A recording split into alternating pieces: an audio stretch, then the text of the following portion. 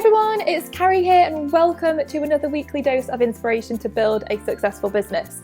So today we are talking all about something that every single one of us has, or at least I hope every single one of us has, and that is a website.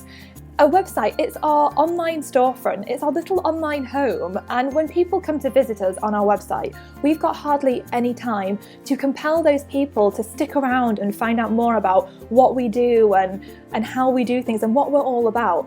And I find that so many people struggle with this. So today I'm so excited because we are joined by the lovely Jen DePazzo, who is the founder of Candelita Studio, and she's going to be sharing 3 things that you can do to help create an amazing customer experience on your website. So Jen, thank you so much for joining us.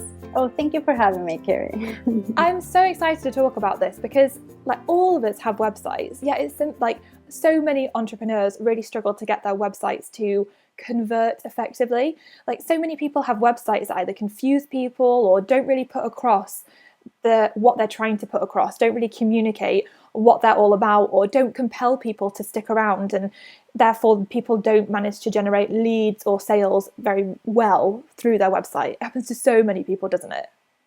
It does, and it's something that it breaks my heart, because this is what I do, and I love helping people to just create compelling experiences. But it's also, when you talk about user experience, it's amazing how it's still a mystery for some people, and it's just considered something that it might just be accessed by startups or corporations. And I strongly believe that if you have the right information and just understand the basic processes, you can definitely apply it to your own website.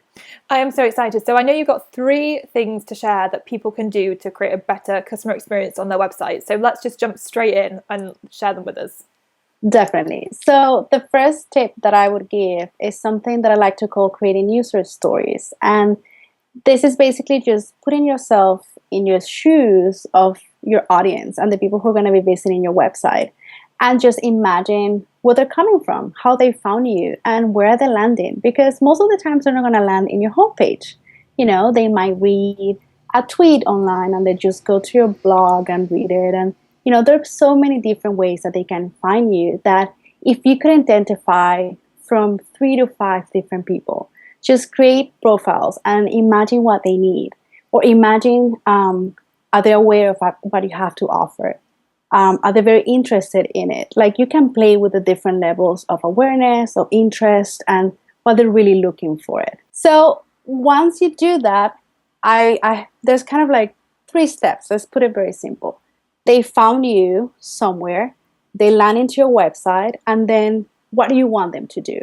So one thing that I always recommend is have one main goal. Of course, you're going to have secondary goals, but just give them one thing to do once they land there.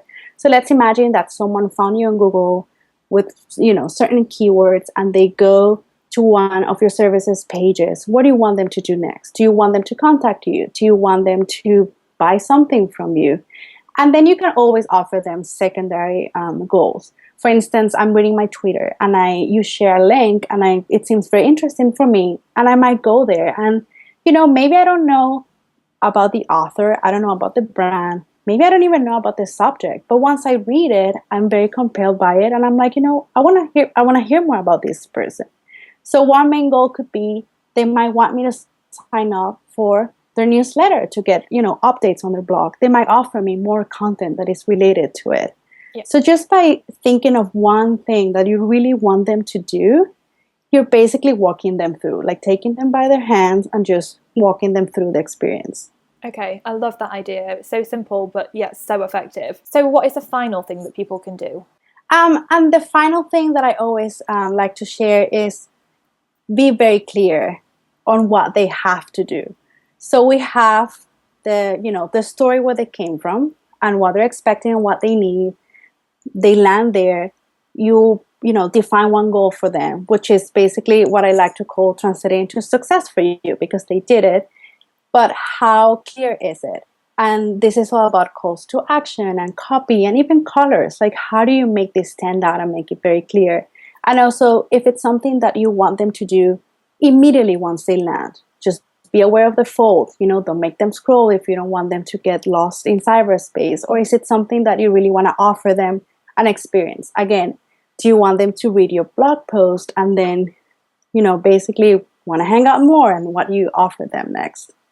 So it's really about then, like you said, taking people by the hand and leading them through, showing them what you want them to do, you're basically telling them to take action. So that's how you're compelling them, because you're being so obvious about what they need to do. I think that's so important, because so often we go to websites, I know I have, and I don't know where to go. I don't know where to start or where to begin or anything. So it's like, I guess if people take a look over their website and look at the main pages on their website, and then when they create content after this, to just be really clear on what specifically they want people to do. Would you say that it's important as well to have big headlines, or to kind of highlight in some kind of visual way the action that you want people to take?